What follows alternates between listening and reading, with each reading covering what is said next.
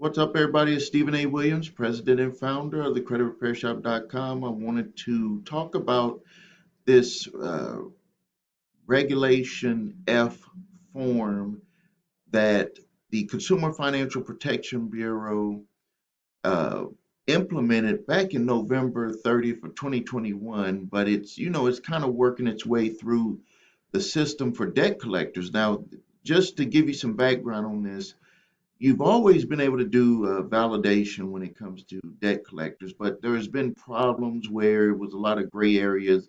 Debt collectors did them one way and other debt collectors did them another way. So what the Consumer Financial Protection Bureau decided to do is to make one um model for uh, validation of debt notices. So it's not going to be any, hopefully, any gray areas, and we're going to review what one looks like in a second. But here, you can see that reading it says implementation date for the Consumer Financial Protection Bureau's Regulation F, November 30th, 2021, may have already passed, but many debt collectors are still preparing themselves to be fully ready to comply with the long awaited rule. Under Reg F, Regulation F, debt collectors, when contacting a consumer about a debt, are required to provide validation information to the consumer, either orally or in writing. However, the written validation notice remains most common, obviously, because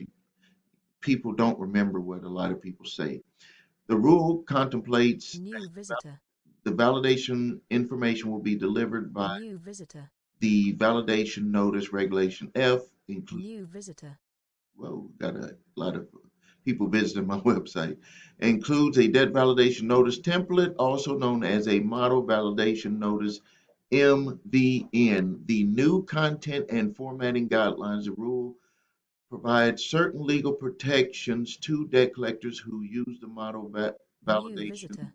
notice to deliver validation information to consumers. So let's go and take a New look at what it visitor. looks like.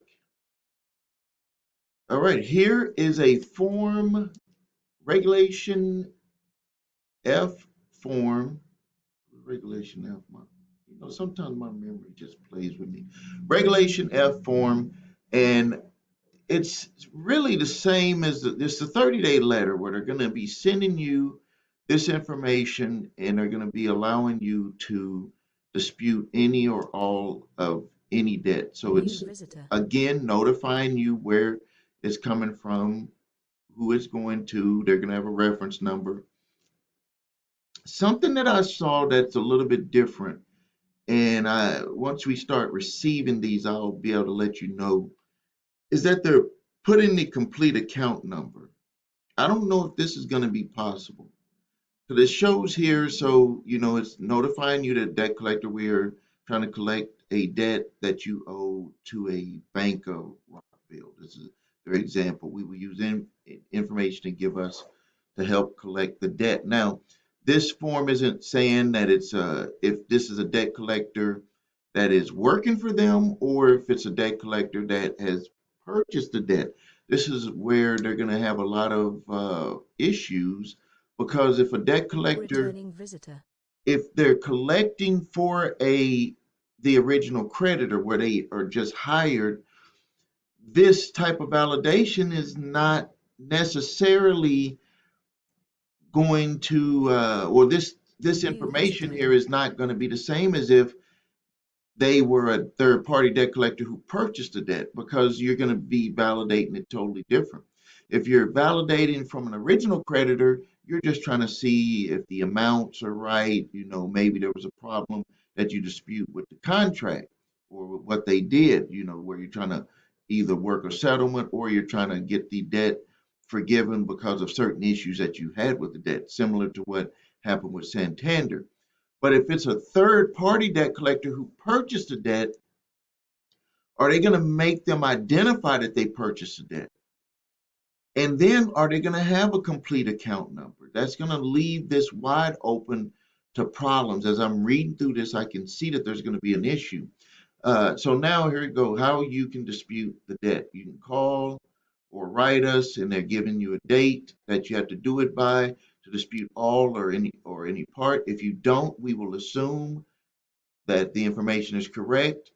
If you write us and then within that time period, they're going to give you your time period. We must stop collection on the amount you dispute New visitor. until we send you information that shows you owe the debt. You may use the form below to write us without the form. You may also include supporting documents. We accept disputes electronically, and then they'll have to put their information for disputing. What else can you do? Write and ask for the name and address of the original creditor. But see, the thing is that they say right here, this is where there's an issue.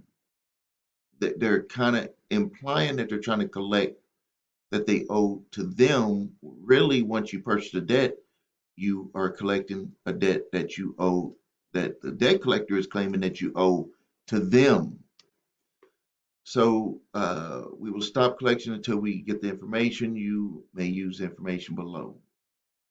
And then learn your rights. They have the Consumer Financial Protection Bureau's information. They have Spanish. And then if you just want to go ahead and pay the debt, they're going to obviously make that form available.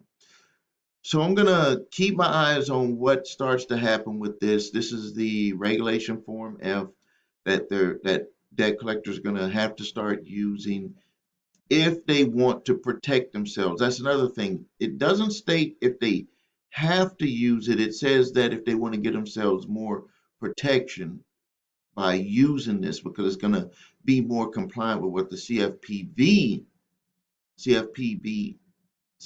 Consumer Financial Protection Bureau is requiring to have as a full debt validation if any disputes start to come up with a debt collector, between a debt collector and the consumer. All right, I just wanted to make you aware of this. If you need help with your credit, please visit us at thecreditrepairshop.com. Watch the video, What Makes Us Returning Different, visitor. where I display our 8-point validation process and our 2-phase settlement process.